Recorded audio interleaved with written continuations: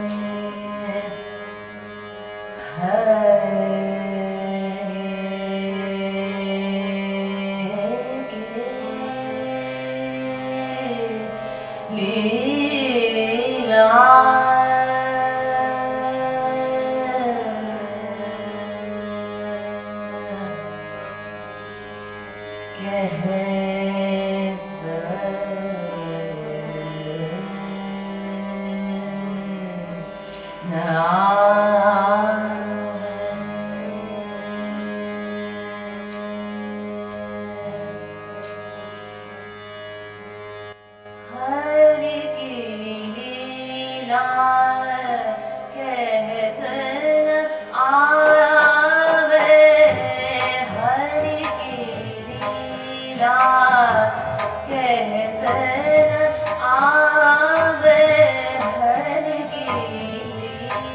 लीला कहते न आवे कोटि ब्रह्मांड शरणही में नासे कोटि ब्रह्मांड शरणही में नासे क्षणही में उपजा हर की लीला कहते न आवे हर की लीला लीला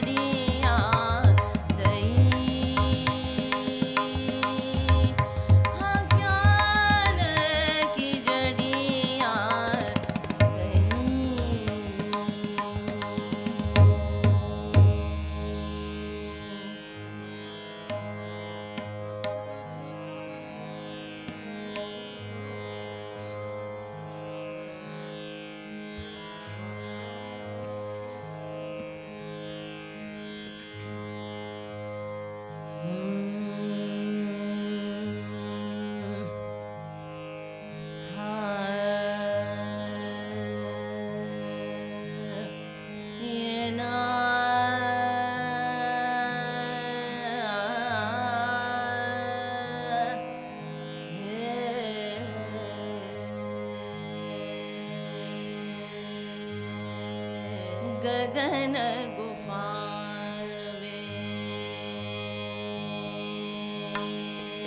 गगन गुफा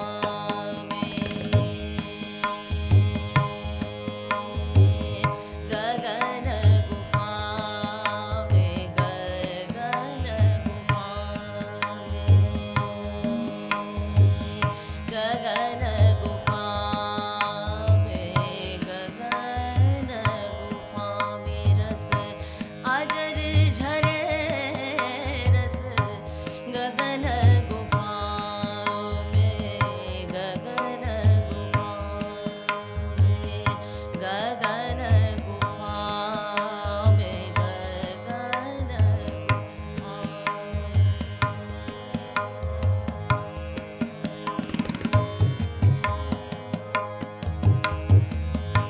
बिन बाजा झनकार उठे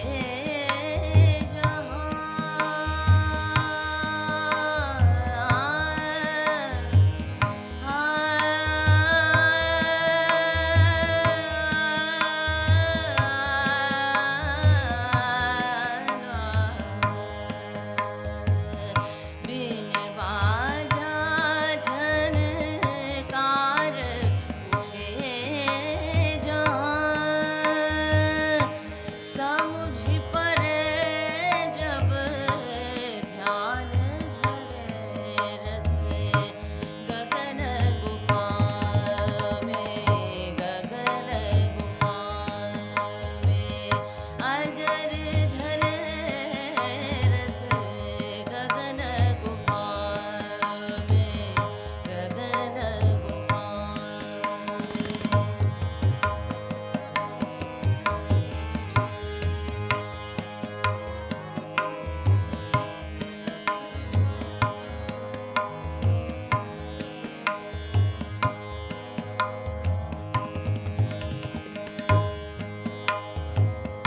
बिना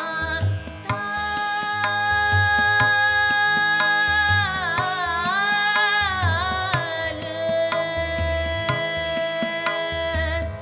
बिना ताल जहाँ कमल फूलों ने बिना बिना ताल जहाँ कमल फूलों ने ते ही चढ़ी हंसा केली करे हो ते ही चढ़ी हंसा केली करे बिना चंद उजियारी दर से बिना चंद उजियारी दर से जहाँ तहाँ हंसा नजर पड़े रस गगन गुफा में गगन गुफा में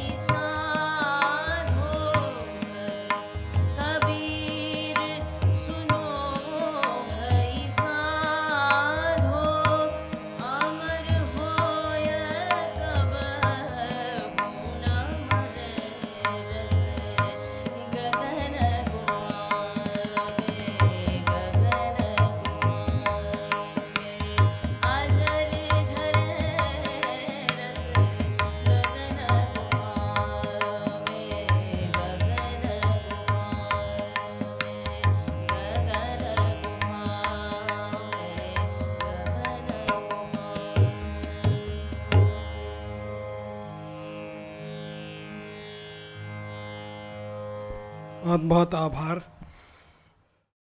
दिनेश जी से आग्रह करूंगा, अमाल अल्लाना का एक रिकॉर्डेड मैसेज आया है, मैं चाहूँगा अमाल अल्लाना जी का वो संदेश सुनाया जाए। मनु जी के साथ थिएटर में उन्होंने महाभोज के लिए काम किया था। It was indeed a sad moment last week when we heard of the sad passing away of Manu Bhandari. On behalf of Nisar and myself, we would like to offer our heartfelt condolences to Rachna and the entire family. I will say a few words in remembrance.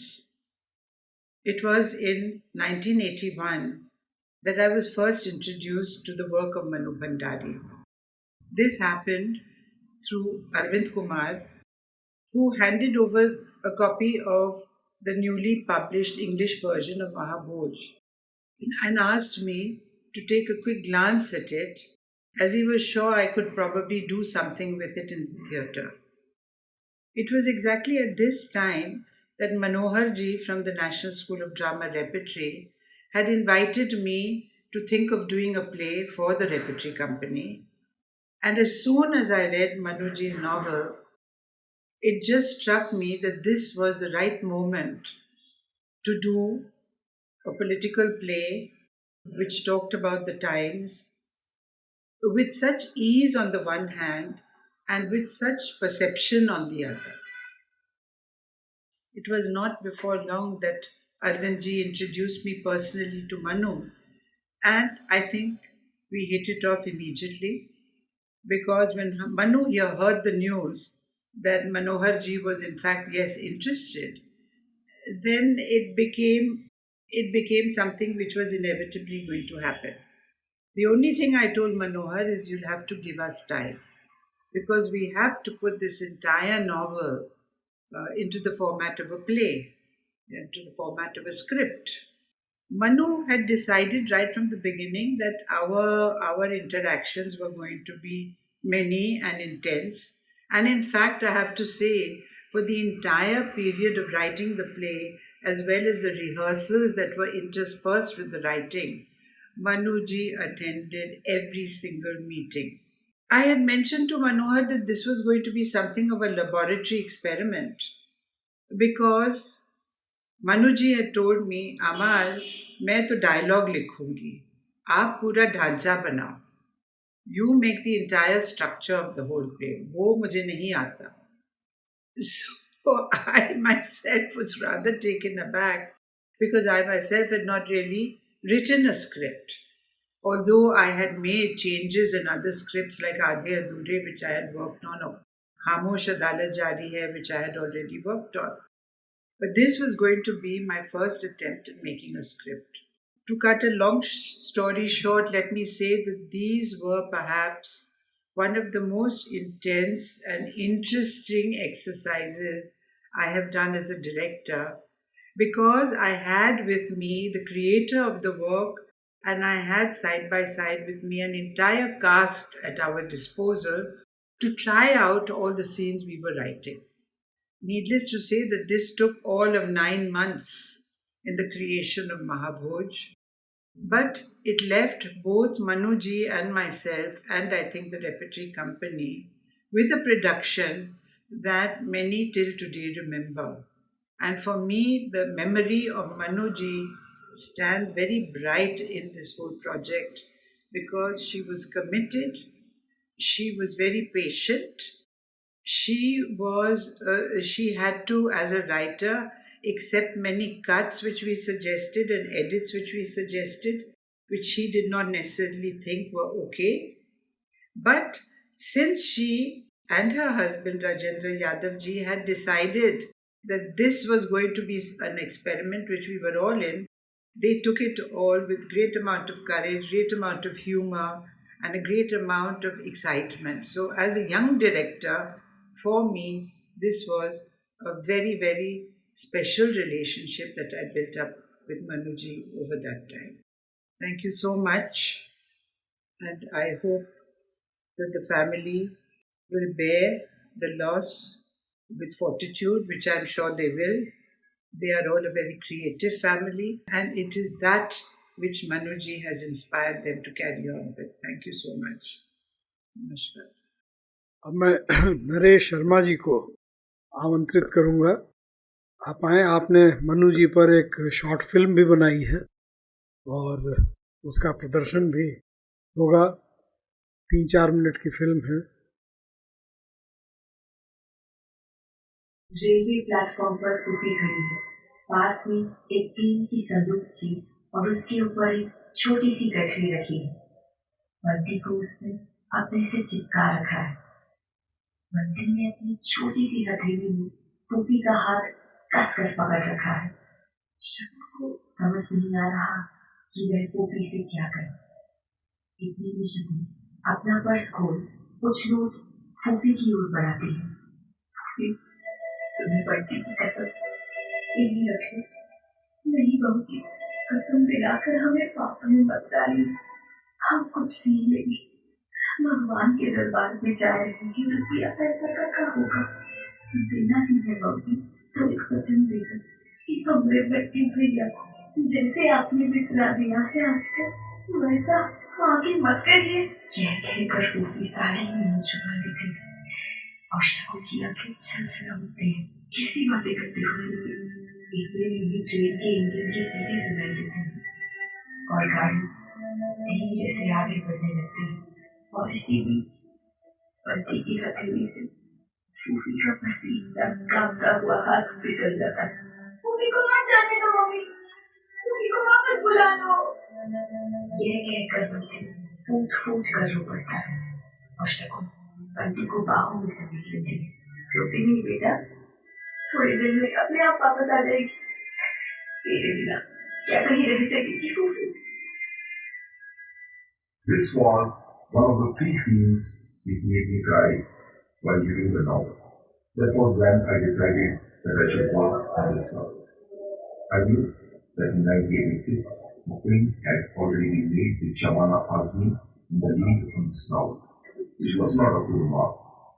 Despite being a newcomer, Manuji was kind enough to grant the rights to go ahead and work in the film. Manuji knew thoroughly that adapting a novel into screenplay, many things need to be left out. A few scenes might require a shift from their position, and a few might be combined. She was open to any kind of alteration as long as it retained the soul of the novel. For 30 to 40 days, I visited her in the evening for 2 hours for discussion. Next day, I would read out the draft, and she would also prepare her notes and let me know what was working out and what was not.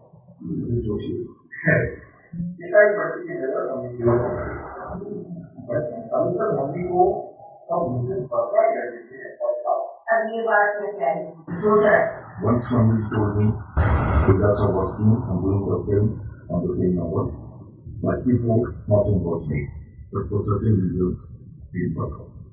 Yet the novel remained subconsciously in Vidasa's mind and the script Masoom, which was directed by Shikhar. While watching the film Masoom, I discovered that Vidasa paid a subtle tribute to Manuji by keeping the gist of a particular scene from the novel afterward. नहीं शकुन, उसको चित्र नहीं, वह अमित की कुछ इन दोनों की अपनी अपनी कुर्सियां तय है। कोई और बैठ जाए तो तूफान बन जाए। उठो, ये नहीं दिया था। पापा के साथ मैं रहती हूँ। Manuji was very much impressed by the performance of Vidya Balan in Parinita, and she was keen that we should think of her on Friday. I liked the idea and started working on the story board, where we could work upon the master images keeping Vidya Balan as the lead actress. The storyboard is the output of those efforts. We also made an audio program of the entire script in a condensed manner, a sample of which you heard at the beginning of this short clip. Though the film project is still on hold, and I wanted Manuji to see the film, but destiny had its own plan. Manuji's memories will always be with us through the immortal work she has done in the Hindi literature.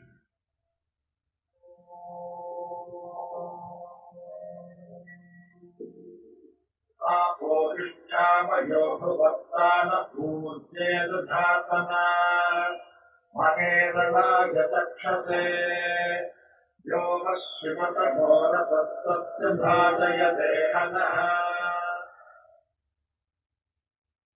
I need to say three things about Mannuji. I had the honor and privilege to discuss in detail this novel called Aapka Banti. Whenever any filmmaker works with a novelist, one of the important thing is, or the problem or challenges he face is how to take out the literary part, because everything can't be condensed into a film. So as you might have seen at one point, whenever we discuss and I know it's quite literary, and after that reading she would say, अच्छा अब ये film में कैसे आएगा, like the way you saw as a part of the clipping. So she was quite open that what need to be changed, how we can make alteration, what need to be shifted. So as such there was no problem during this period. Second thing which I wanted to say is, this is a very serious novel, as we all know, but occasionally whenever Mannuji find something which is satirical or little humorous or very subtle in her comments, she would mention that. I'll just read out one particular line from the Aapka Banti. अरे बंटी, मिठाई खाओ बेटे, अपनी mummy की शादी की मिठाई खाओ. Now this is for a little kid. It's not something very very encouraging, but it has its own, I would say, a subtle irony and very disturbing for me while I was reading this. So that was second thing. And third was, if you ask me honestly, what is so unique about Mannuji's writing? I'm not very well-read person, though I've seen much of cinema. I come from watching rather than reading, though best of the world cinema is based on literature. So I would say that in day-to-day life, she was quite verbose. But when you read her writing, particularly the dialogues, they are very calculated. They are very cut to cut. We call it as a napatula. So that's I found very, very interesting. And second, which is very rare among writers, how to describe the way the dialogue need to be spoken. And that's the beauty of Mahabhoj, to my mind. Not only it has very, very crisp dialogues, profound obviously, but also it is great help for an actor how he would perform them on the stage. Though she wrote it as in the form of novel, and later on somebody planned to convert it into a play. So I would just read out 3-4 lines to give you a little feel of that. आज सवेरे से ही तुम्हारी ही बात सोच रहा. क्यों? कल रात सक्सेना वाली फाइल मंगाकर देखी थी. परेशानी तो पैदा हो गई. कान खड़े हुए जोरावर के, लेकिन निहायत लापरवाही से उसने अपने जोरावरी अंदाज में पूछा, क्या लिख दिया उस हरामखोर ने अपनी फाइल में? इस बार दा साहब ने बड़ी चुपती सी नजर से देखा जोरावर को, मानो कह रहे हो ये भाषा और तेवर अब नहीं चलेगा. पर कहा इतना ही, तुमने अच्छा नहीं किया. एक परेशानी से जैसे तैसे उबरने की कोशिश कर रहे थे कि क्या किया हमने? ललाट पर 3 सलवटे डालकर कड़क आवाज में पूछा उसने. मैं बिस्सू की बात कह रहा हूं. सो तो हम भी समझ रहे हैं, पर उससे हमारा क्या लेना देना? दा साहब एक टक देखते रहे जोरावर को और अपनी उसी सधी हुई पैनी नजर से जो सामने वाले को चीर कर उसके आर पार देख लेती है, फिर बहुत ही सख्त आवाज में बोले, यह मत भूलो कि पुलिस और कानून के हाथ बहुत लंबे होते हैं और आंखें काफी तेज. ना देखें तो हाथी तक को ना देखें, पर उतर आए तो फिर चींटी तक भी नहीं बच सकती नजर से न गिरफ्त से. So this is my little tribute to Mannu ji. Thank you so much. आनंद बोडिया जी. मन्नू जी के लिए कुछ बोलना मेरे लिए बहुत कष्टदायी. इसलिए कष्टदायी है कि कई भावनाएं हैं और समझ में नहीं आ रहा उसे किस तरह बयान करूं, कहाँ से शुरू करूं, फसाना कहाँ तमाम करूं. पर रचना का आदेश है और मैंने उसका विरोध भी किया कि मैं नहीं बोलूं, पर उसका आदेश है तो मानना पड़ेगा. रचना ने कहा कि मैं परिवार की हैसियत से बोलूँगा.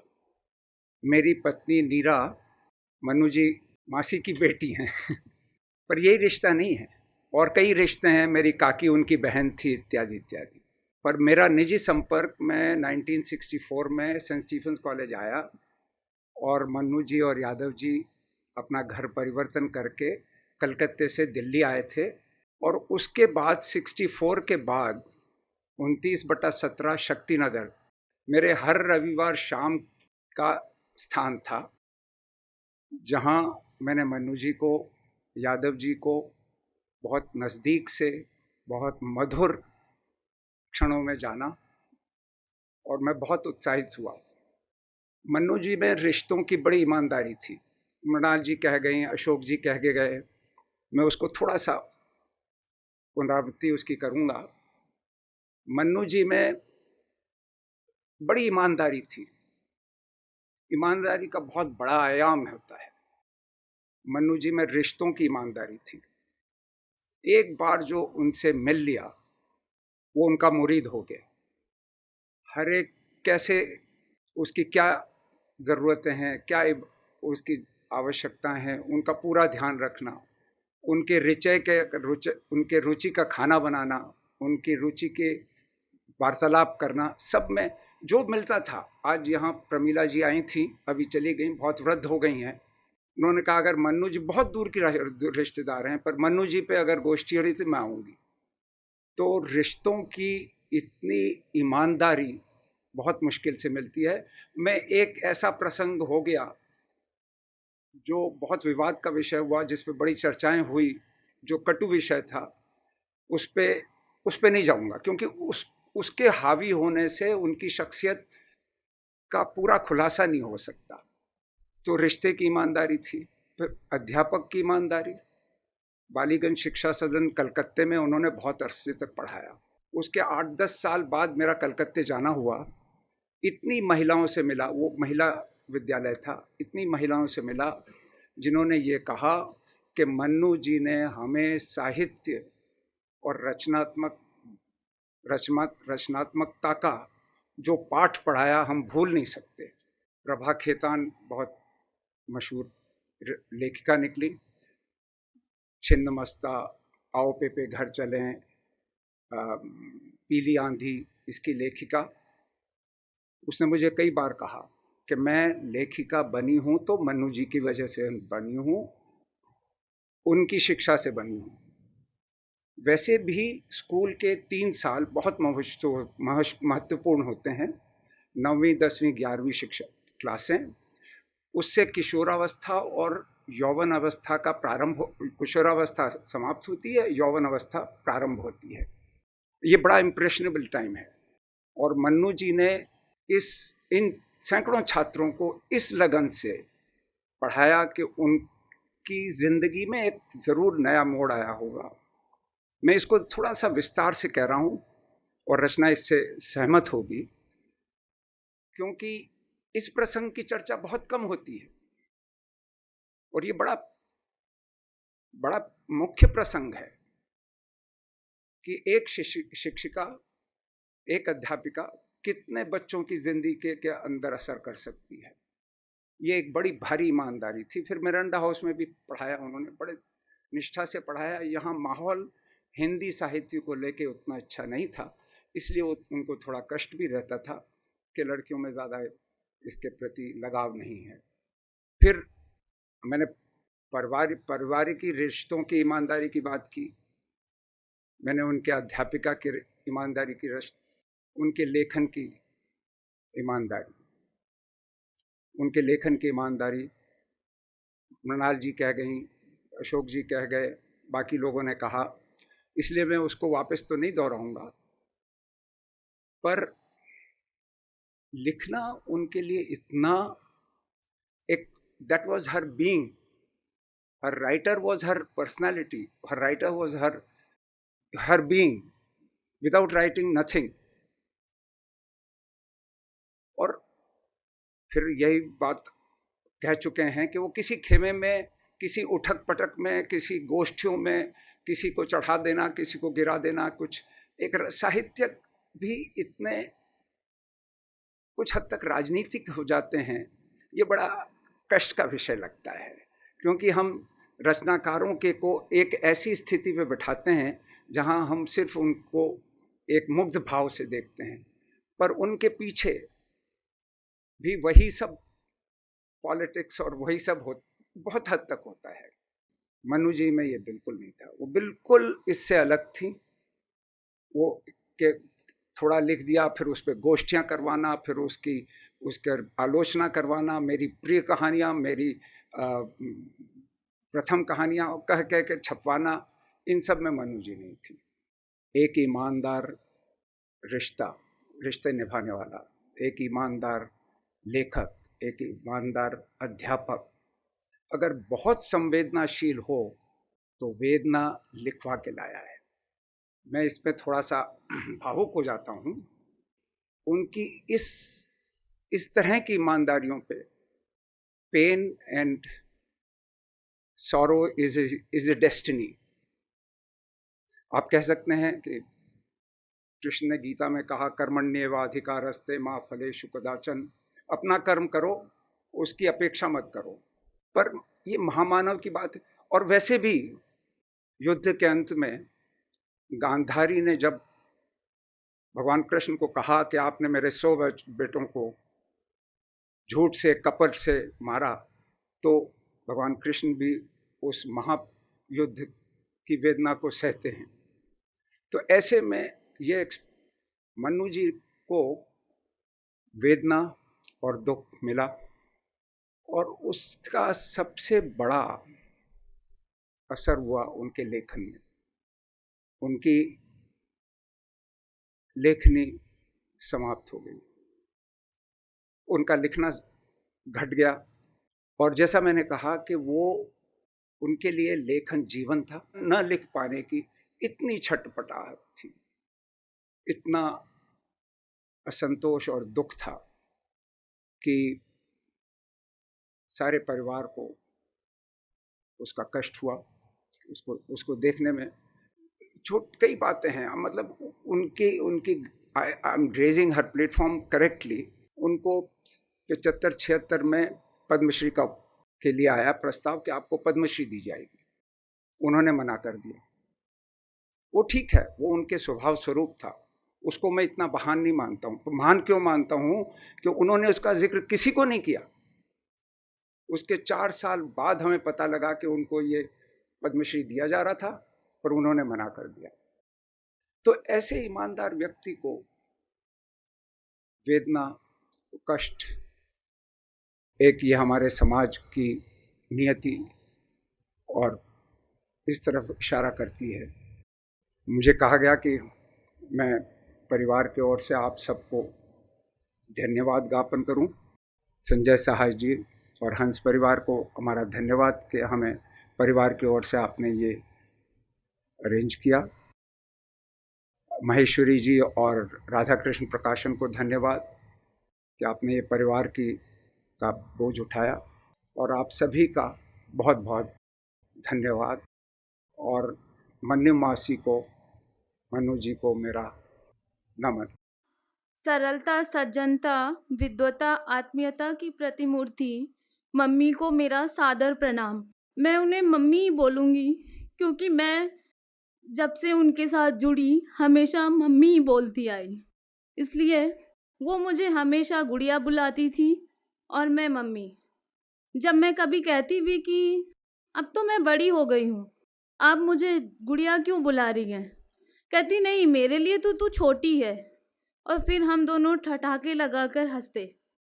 मैं जरा भी देरी किए हुए उनके गले से लिपट जाती और वो अपने कोमल कोमल हाथों से मेरे सिर को सहलाती रहती। बस मैं इतना ही बोल पाऊँगी। उन्हें मेरा कोटि कोटि प्रणाम, और यही कहूँगी कि आप मम्मी जहाँ कहीं भी हैं वहाँ से मेरे हाथों पे मेरे सिर को वैसे ही सहलाती रहें। धन्यवाद।